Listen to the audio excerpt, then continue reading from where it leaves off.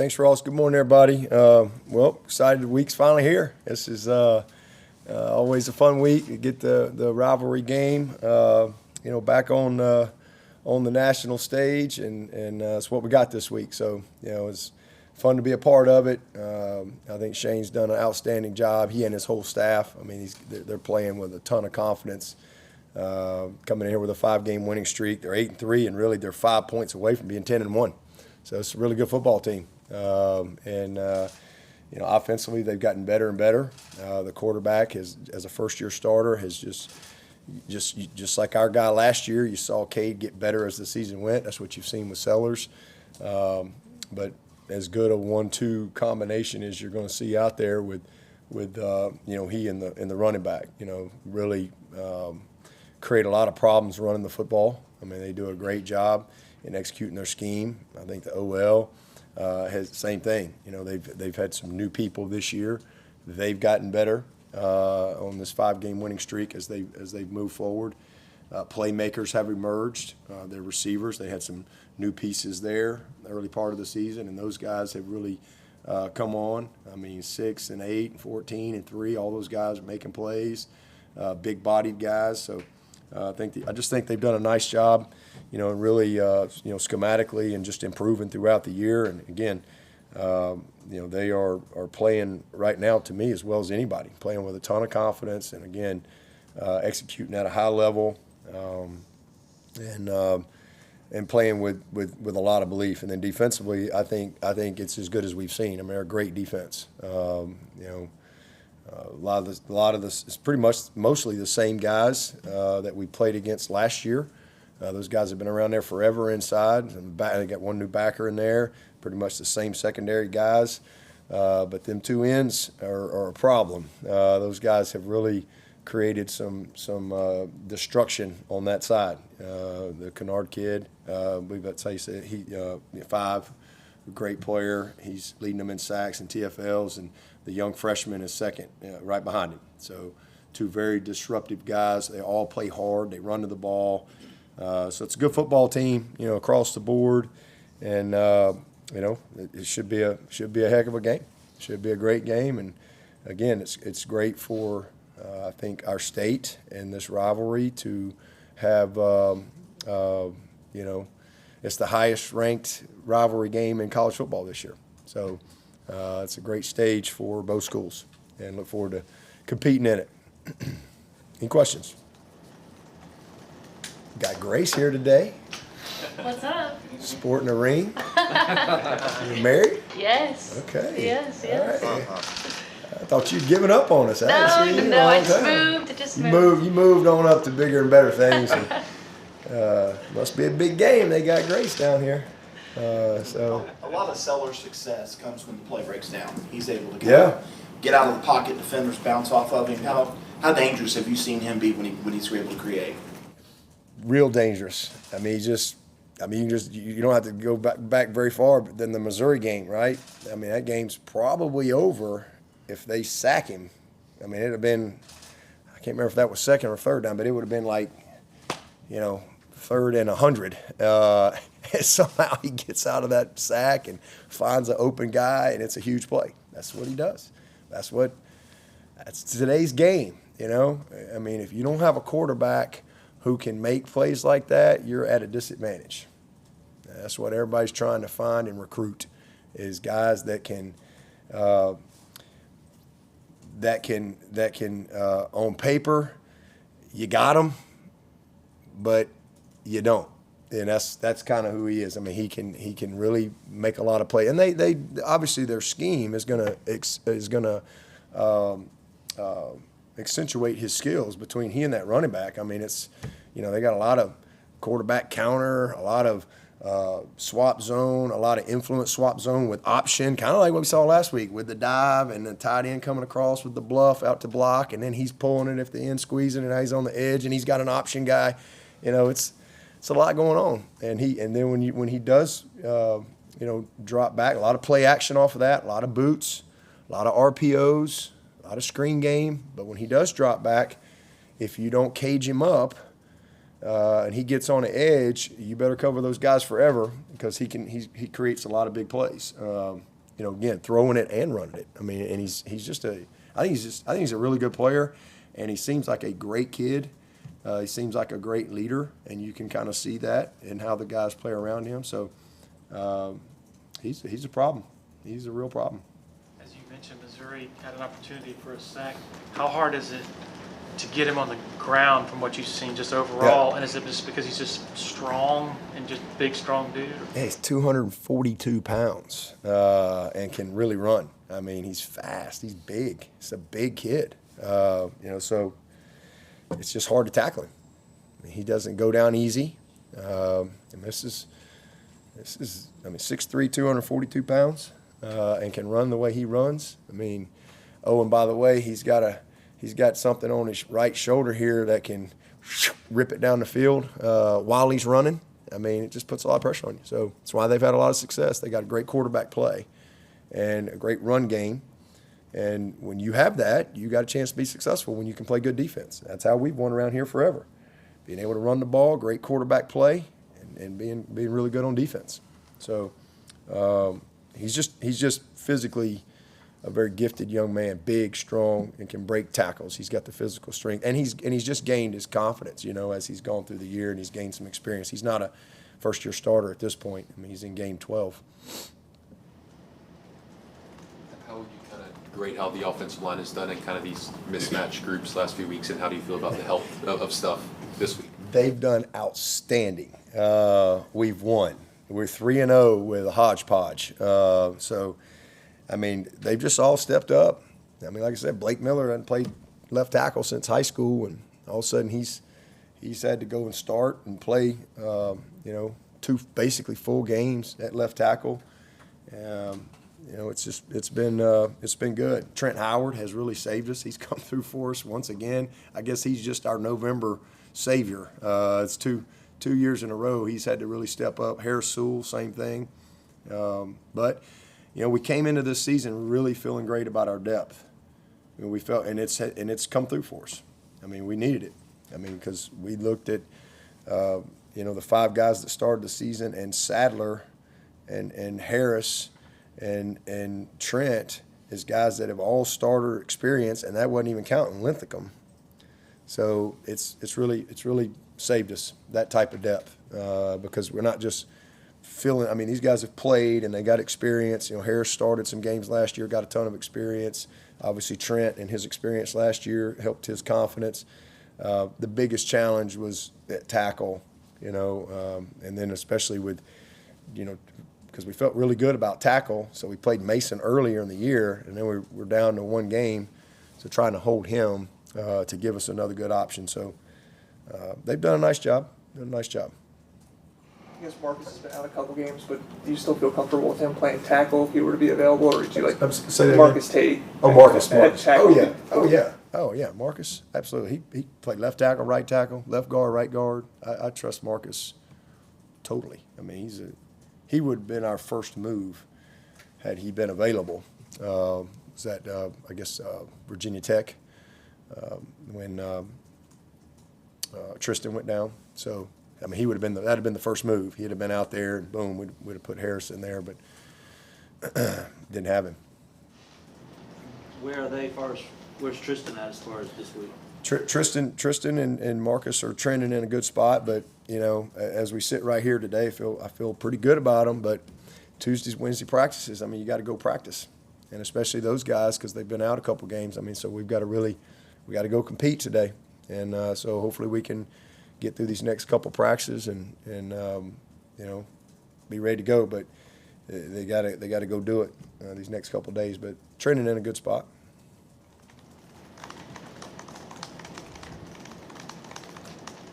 Wade Woodaz, I guess, where would you say he's at? He's better. Same thing. He's just gotten better and better.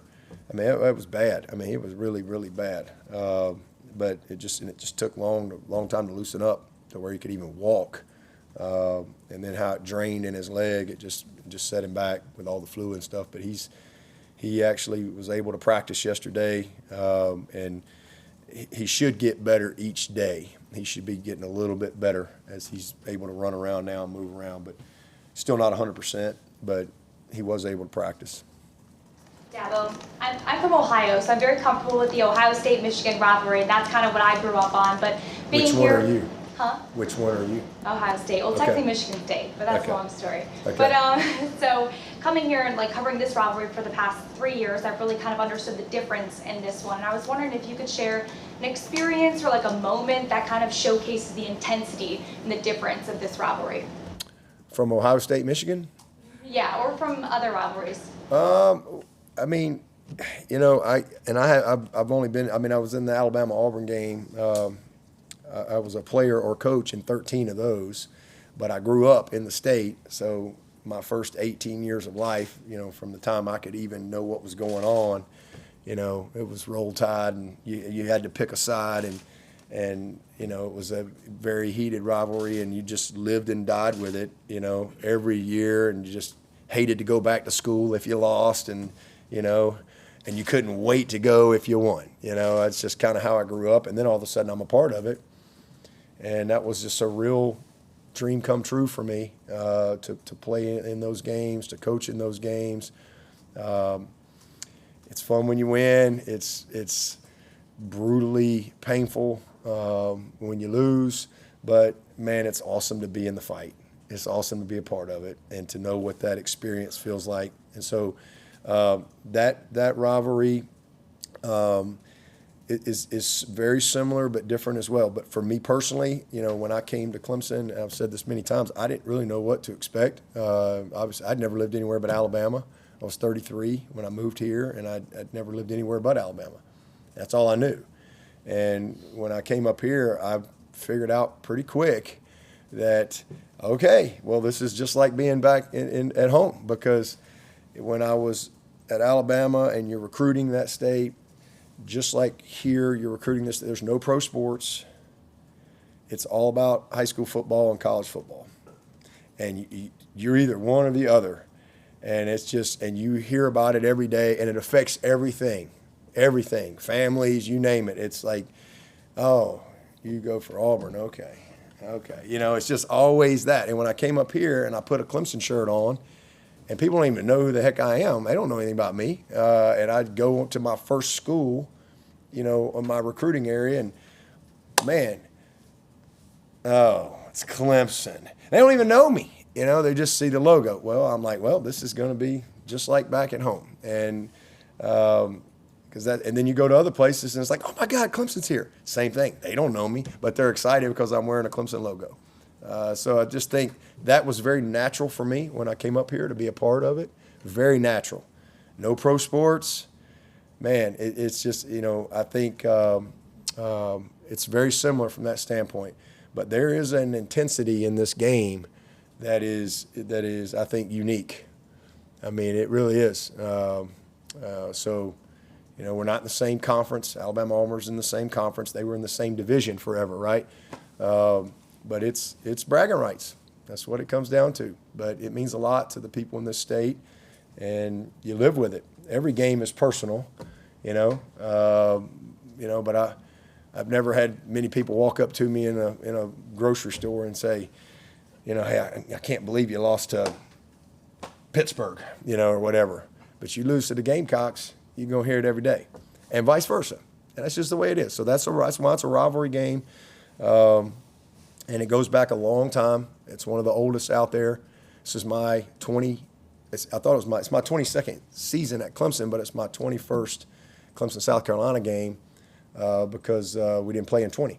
So, you know, got a lot of great moments, got some bad ones too. You know, we lost to them 5 times in a row one time. That was a brutal stretch. You know, we were a good team. We were a good team. They were a good team, and you know, so you just gotta keep battling, and you know, we've been able to win some as of late, and hopefully we can find a way to win it this week. And this week is national implications, and I think that's probably the other difference. The Alabama-Auburn game, in my background, always had a little bit more of national implications than this game has had from a national standpoint.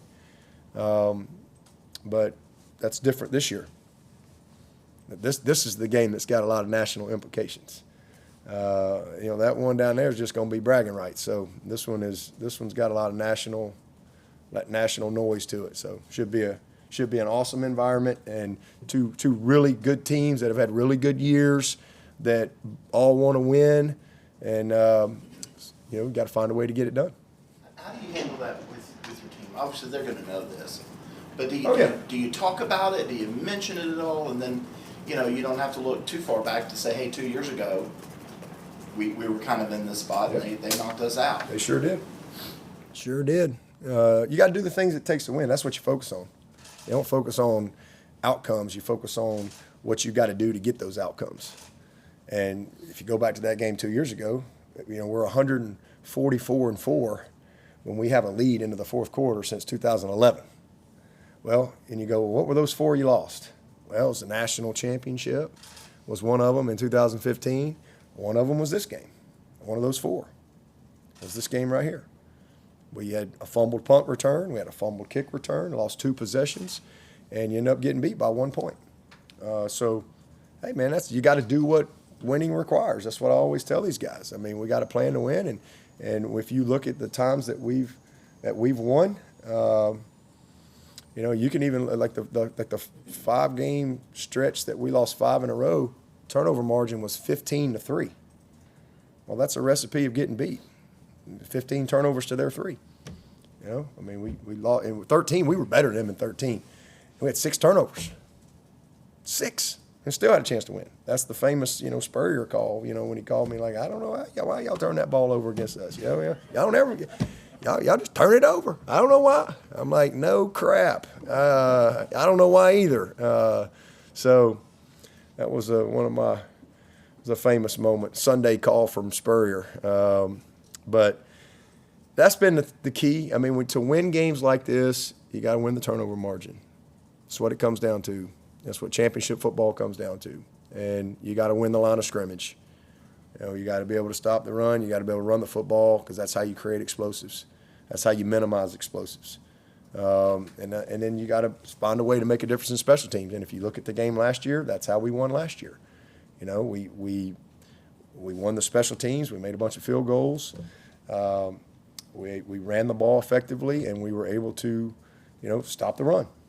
And again, we scored on defense. So that's really what you talk about. You talk about what you have to do to win. Now, they all know all the, the outcome stuff and all that, and what the game means. So you don't even have to really. They know. I mean, they all know. You don't have to tell them that. We got to get a good plan, and we got to focus on what it takes to win. Good execution, being on the same page, communication, playing with the type of effort, intensity, and aggressiveness that it requires, to do the type of execution that you need. Everybody doing their job, so that's what it comes down to. And continuing on that theme, though, with this game having national implications, pressure in this game, how much do you embrace that notion that pressure is a privilege? Oh, it is. I've always said that. I mean, listen, this is what we signed up. It's normal for me. I mean, I've been doing this a long time. Again, I was in 13 Alabama Auburn games. Trust me, I know what that feels like. All right, to win and lose, and then I'm on 21st Clemson South Carolina game. I know what it feels like. So I love it. I love being in the fight. I love it. I love the fact that y'all are gonna write horrible things about us on Sunday if we stink this up. That's okay. Comes with it. It's what we signed up for. And I love the fact that we may not even play good, but we find a way to win. We're gonna be great, right? Like, it just comes with it. That's what you sign up for. It's a rivalry game. I got a lot of respect for how hard all these kids work, how hard all these coaches work. I know how it impacts people's lives. People lose jobs with games like this, right? Like, it's just the way it is. But I love that. I've always said that, and I try to get our guys, don't ever let the pressure of the moment be greater than the pleasure of the moment, right? Like, this is fun. Like, we're getting to play football at the highest level, and I love that. And I think sometimes when that's what being inside out is all about, man, it's just what we get to do. And man, we should be. It is a privilege for sure to be able to experience, the highs and the lows of a game like this. You mentioned South Carolina's defense, Dabo. Just how much of what they've been able to do this year stems from the incredible pass rush they've got, particularly on the edges? Yeah, they haven't had to bring a lot of pressure because they've been able to get it with those 4 guys. So they've just created a ton of problems for everybody. So you better have a plan for them. You got to help out some, with those guys. Everybody's chipping them and all that type of stuff. To give you a little bit more time. The clock's ticking quick, when that ball is snapped. So they've done a nice job. And again, with them not having to bring a lot of pressure to create pressure, it's really helped them on the back end. How essential is Cade's pocket awareness in any game, but particularly in a game like this where you said the clock's ticking? It'll be critical. He's got to go play quarterback, man, at a high level for us. This is a championship game. It's a state championship, and you usually don't win championships with average quarterback play. So he got to play well. DeMonte Capehart, what's his status? DeMonte Capehart for this? He's didn't practice yesterday, but he's getting better. He's still day to day. Any questions for Coach virtually? Anybody else in the room? I wanted to ask you, because you mentioned this in the summertime, being with the new college football playoff and how it's set up. In a situation, if you were already in the ACC championship game and you had some questionable guys playing this week, how would you handle that situation? When it comes to sitting guys or stuff like that, being it is a rivalry, but at the same time, next week would be a huge game in that sense. Yeah, and that scenario may come up for somebody where you're, I guess you'd be, let's just say, I guess you'd be 11-0. You'd probably be 11-0. You wouldn't be 9-2.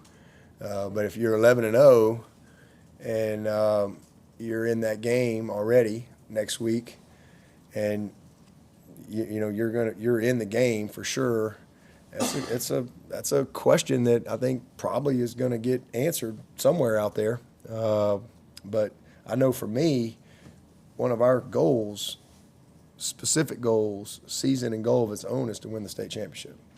So I'm going to try to go win the state championship, and play the game that's in front of you. So I just think that's a part of who we are here. But it'll be interesting.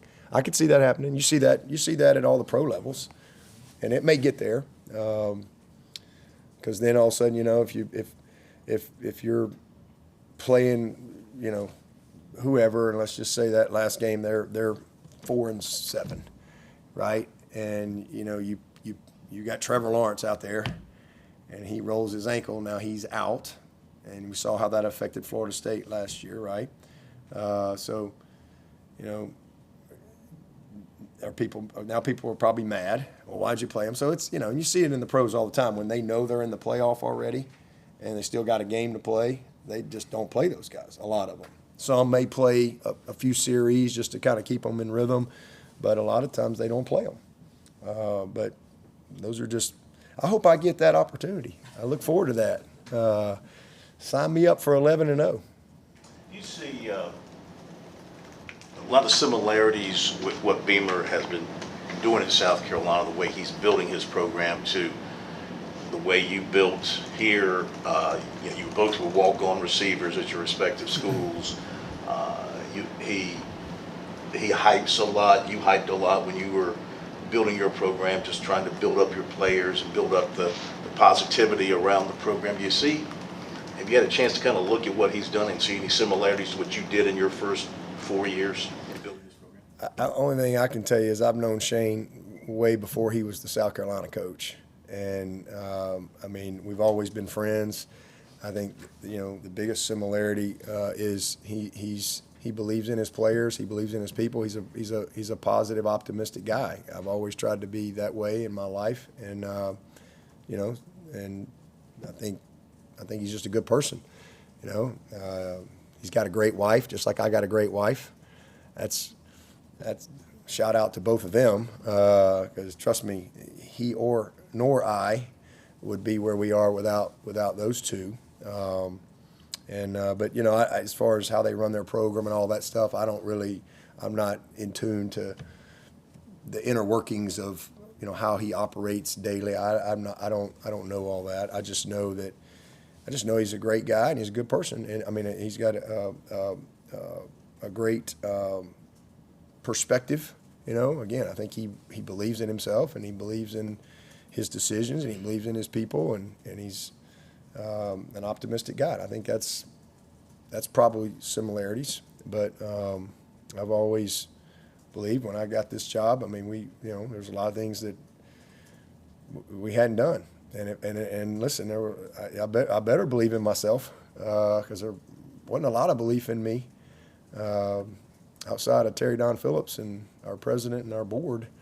There wasn't a ton of belief, and there shouldn't be. I mean, it's not like I had some long track record, but I always had a lot of belief in myself, and I also think he's passionate about the job. He's passionate about what he does.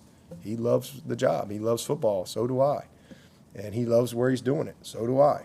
So I think those are all similarities. But he's done a great job. I mean, he really has. I mean, he's done a really good job.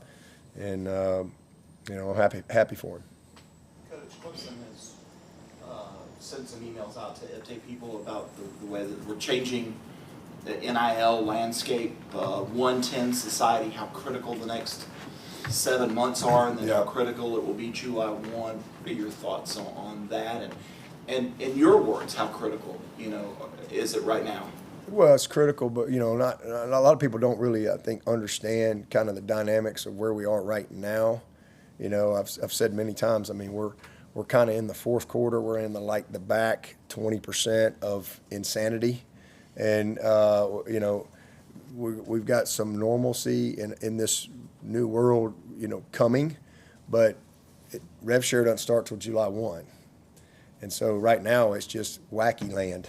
You can do anything you want and it doesn't even have to make any sense. There's no real standard. And so what they're doing in the university is going to allow us to do what we need to do until we can get to rev share. Because right now we don't have rev share. There is no rev share. It's just NIL, which is just pay for play right now. And in the past, the 110, you didn't really have any benefits to give to 110 other than you're helping us, and that's been a challenge. It's been a challenge. That's just the reality of it. It's not going to be a challenge for the rev share. That's going to be a blessing. It's going to really, really be a difference maker for us. And but we got to get to July. And we're competing against a lot of big NIL schools.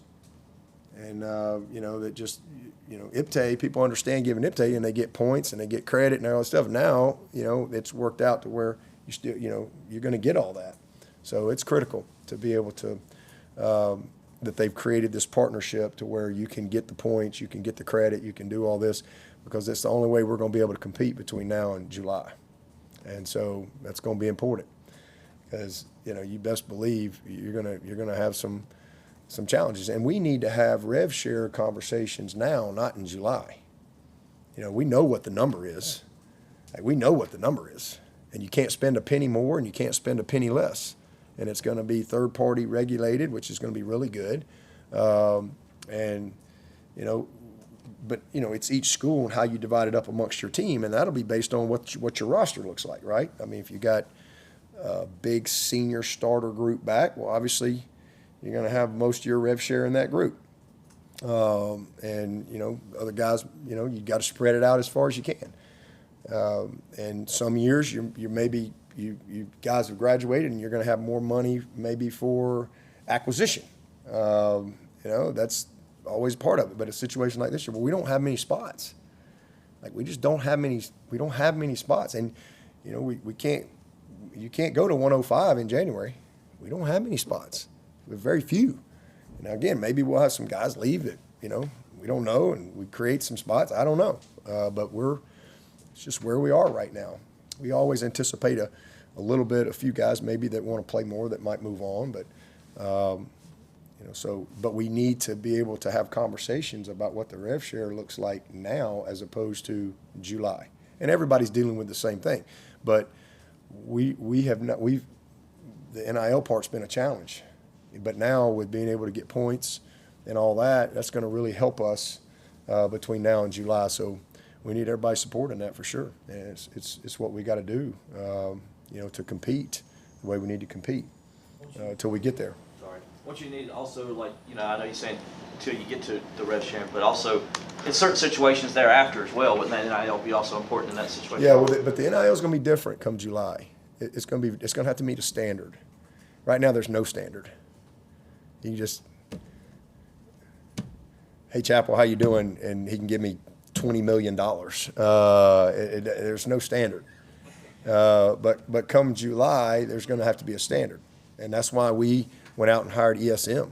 Y'all probably, I'm sure we've talked about that's one of the best sports marketing agencies in the entire country. I mean, and we pay the fee.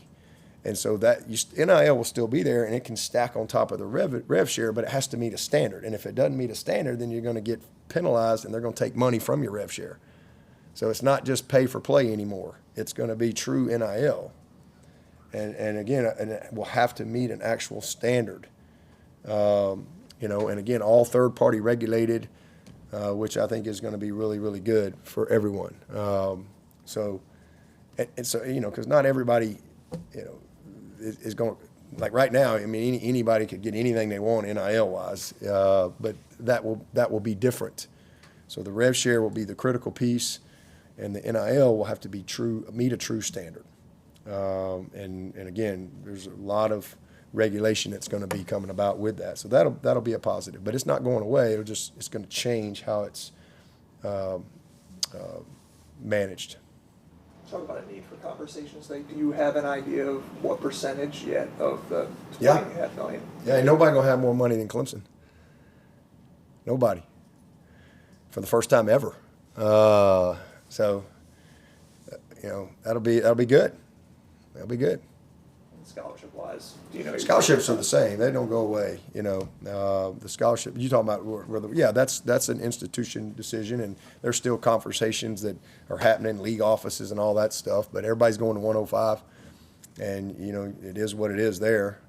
We've had plenty of conversation about that, and there's lots of flexibility with what you do with the 105 and how you use those scholarships.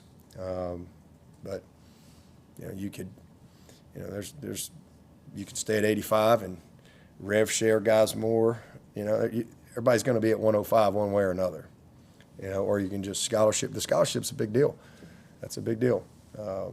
So it'll be different. It'll be different for sure. But we got to make it work. I'm more focused on what do we do. Like, to me, again, we've talked about the walk-on situation, and people don't understand like the challenges in college football that are so different from NFL, in that, how you have to practice. We have a 20-hour rule. You have 17 hours Monday through Friday to get your team ready.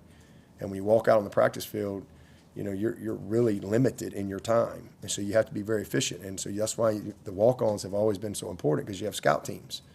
And now you're going to be really limited on your scout teams, and then your roster dwindles.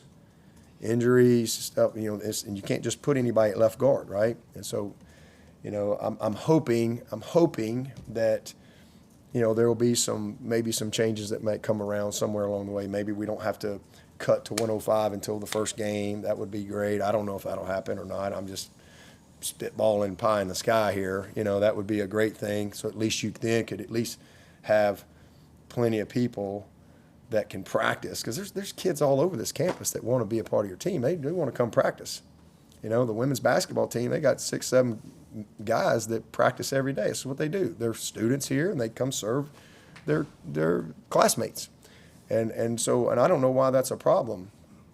So my hope is, one, we don't have to declare the roster until like the first game, so at least you got bodies to get through camp. And then my other hope is if you lose 2 linemen, for example, and they're out for the year, and you had 18 on the roster, if you will, or whatever it was, man, I could send out an email to campus and say, we're looking for a couple of walk-on linemen to come practice, and they all show up, and we test them and weigh them and run them and say, all right, we'll take you 2.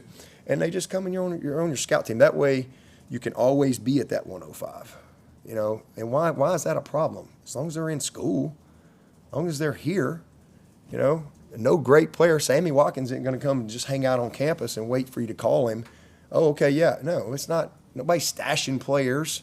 Here's your roster. But just like Jonathan White's last year, or let's just say your kicker got in a bad car wreck and he's out for the year. You mean to tell me we can't, like, have a kicker try out and be able to add a guy? Like, to me, there's just a lot of those things that need to be worked out because we don't have access to any players, right? Like in the NFL, if you've got 8 linemen, you never go below 8 linemen. If you lose a guy, you just go get a guy off somebody's practice squad and bring him in. Or you bring a guy in on Tuesday and try him out and he plays on Saturday. We don't have access to players. Again, you can't go get somebody from the algebra class over here and bring him in and put him in the algebra class here. It doesn't work that way. So to me, at a minimum, if we're going to be 105 and we manage that, we need to be able to stay there. If you lose a guy, we should be able to add somebody, whether it's a practice squad or whatever, and they're not on the team, but just a group of guys that we could, all these kids we're cutting that are going to stay in school that would love to come and practice, which is what they do every day anyway. Like, why is that a problem? I don't know why that would be a problem.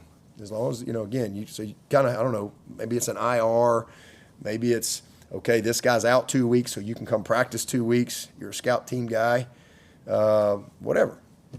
And then you just, we need some flexibility there. We're not there yet. I'm just making stuff up here. Has there been any talk about is it going to be year to year with the players, or can they leave in the year? You know, yeah, and again, those are all things too that are problems for coaches big time. I mean, you know, again, we're getting ready to go into a playoff, you know, postseason, hopefully opportunity. You know, I mean, South Carolina could get in the playoff. There's a lot of things at stake, and next week guys can just pack up and leave. And it's not that they want to, it's just the way the system is set up is they have to if they want to go and try to get somewhere in January. And it's just crazy. Like the NFL has free agency, when is that, March? Is it March? They don't do it in November. They don't do it in December. You know, but we got finals. We got portal opening up. I love the early signing period. I think that's great because I think it helps it helps the high school kids. You know, it gets those kids signed before that portal opens up, and then all of a sudden, you know, it's like, oh, that guy's in the portal. Hey, and they call this little high school kid and say, hey, man, I'm sorry, I don't have a spot for you now. And he's been committed all year. That's sad, but that's what happens in a lot of places. And so I love the fact that that's on a different date so those kids can get signed. But, you know, to me, there should just be one portal window, and it's in the spring, and you're done with it. And you at least know what you got. And again, that's another reason I wish they'd just do 5 years. So you get rid of this 4-game stuff, and then all of a sudden guys play 4 games. They know they're going in the portal, so they're not going to play anymore the rest of the year. As opposed to if you had 5 years, they would all play, you know, and continue to get tape even if they're leaving. You know, it's okay. And a lot of it's good. Listen, I'm glad these guys got an opportunity to go. But, you know, what's been created, we've just made it so easy, and it's created conflicts that if we had just a little more common sense, we could fix it. But, you know, it's where we are right now, and I hate it for the guys. I really do. But that's the system that's set up. On the policing fair market value, do you think it's realistic that that's not just going to end up right back in court when somebody tells Chapel you can't give Dabo this much money because it's fair market? I mean, how do you even define that? I have no idea. That was all part of the settlement. I guess in 10 years they'll figure it out. I don't know. But it's a 10-year settlement, and gajillion dollars was spent on the settlement, and there's a settlement, and there's 2 sides, and this is what they agreed to. I don't know. And it's not the NCAA that's regulating it. It's a third party, just like the NFL has a third party that manages this stuff. And if you're a penny over or a penny under, you got a problem. And then if you've got NIL over here and it's not meeting a standard, then there's going to be some issues. I don't know that all that, how the, you know, I don't know how the big bad wolf's going to manage. I don't know, but that's what's out there, and I'm sure there's still some things they're trying to figure out. And then again, there's a timeline, but I mean, yeah, I'm sure there'll be plenty of lawsuits over anything that happens every day. But I don't know. You said that, you never wanted to be in a situation where the players were getting paid. I did not say that. Never said that. Never said that. Never said that. You Said I don't if want to be they- a part of the professionalization of college athletics. Well, I think your words No were if they got scholarship, get paid, away from a you'd find scholastic something model. else to do, I think was your quote, that is a No. very popular quote, No. that they got paid. No, that's not accurate. That's not accurate. I said not if the professionalization, which would mean we do away with scholastic, the scholastic part of college. That's what I said. That's what somebody wrote. That's what people like to put out there. It ain't never been what I said. Just, are you comfortable? Are you, I love it. Are you I more love it. comfortable with I the think way it's great because we've kept a scholastic model. Because 98% of these guys aren't playing professional sports, and they're going to be done with football when they're like 23. And it's awesome because they're going to have an opportunity. We have more opportunity than we've ever had to help prepare them for what's next. Just like that's always been a focus for ours. But now we got to have a little bit more hands-on opportunity. Stuff we've always done from a financial literacy, tax education. Now you got some real opportunity, and I still see it as our responsibility to prepare them for what's coming next, and so that they're not a statistic. We've always taken pride in that, as we've built, men through this program and equipped them through this program. We've always taken pride. Now you got real opportunity to do that and help them maximize that. But we know 98% of these guys aren't going to play professional athletics. So we need to help them maximize the opportunity, but we need to do it in a way that when they're 26, 27, 28, they're not looking back going, God, I didn't have anybody around me that was giving me good counsel, guidance. Like, we're going to have financial planners in here twice a week. There's going to be a lot of opportunity to really teach these guys. Real skills, and stuff that we've always done, but now you got some hands-on opportunity. But we're not going away from a scholastic model. They got to go to class. We're in the education business. I know that's not a popular people. Nobody wants to talk about that, but I wouldn't be here doing this job if I didn't have my education. I could have been the greatest football player in the history of football. I wouldn't be standing here if I didn't have my degree. Got time for one more. So- I know Pete Kennedy's trying to get in virtually. Pete, go ahead. Hey, Coach, just to elaborate, you said earlier Clemson will have more money than other schools. Just a couple of things. I didn't say that either. I said nobody's going to have more money than Clemson. Okay, no one's going to have more money than Clemson, but just kind of detail what gives you the confidence in that, and then how does that impact now how you go out and recruit in this era of reports of the various things we hear about $10 million quarterbacks and so forth? Yeah, well, again, there's going to be some order. There's a cap. I mean, it's all been negotiated, and there's a percentage that it goes up every year. This is not stuff I made up. It is what it is. So, yeah, you can give whatever you want. You can give all your rev share to one player if you want to, but then nobody else gets a dime. As far as the rev share part, for the first time, we will be able to, because everything has been just an NIL thing. Now it's going to be rev share. We've always had the money at Clemson. We just haven't been able to share it, and so now we can. And there's a cap, and it goes up a little bit, and you decide how you're going to split it up, and your roster and the makeup of your roster will determine how that goes. If you got a fourth-year quarterback coming, that's a 3-year starter, well, you best believe he's going to do pretty good, right? It's just the way it is. And if you've got a sophomore quarterback who's unproven, he's probably not going to do as well as that fourth-year guy. It just because you might have a fourth-year left tackle that you got more money into.